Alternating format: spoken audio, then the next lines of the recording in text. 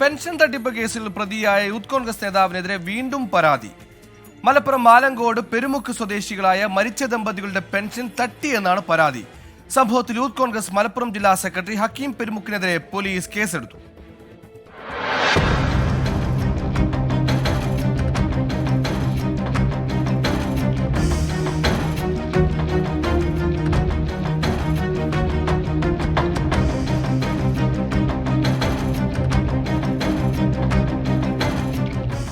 ആലങ്കോട് പഞ്ചായത്തിലെ പെരുമുക്ക് സ്വദേശികളായ ഏറത്ത് വീട്ടിൽ കുഞ്ഞിക്കുട്ടൻ നായർ, ഭാര്യ സരോജിനി എന്നിവരുടെ പേരിലുള്ള സാമൂഹ്യ ക്ഷേമ പെൻഷനാണ് ആലങ്കോട് ഗ്രാമപഞ്ചായത്ത് അംഗം കൂടിയായ ഹക്കീം പെരുമുക്ക് തട്ടിയെന്ന് പരാതി ഉയർന്നത്. 2017 ജനുവരി 11 കുഞ്ഞിക്കുട്ടൻ നായരും 2020 ഫെബ്രുവരി 11 ഭാര്യ സരോജിനിയും മരിച്ചു.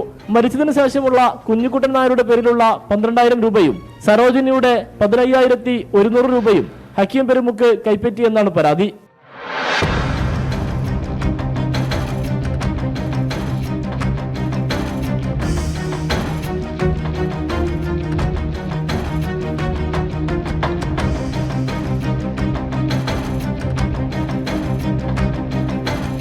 സംഭവത്തിൽ ചന്ദ്രകുളം പോലീസ് കേസെടുത്ത് അന്വേഷണം ആരംഭിച്ചു.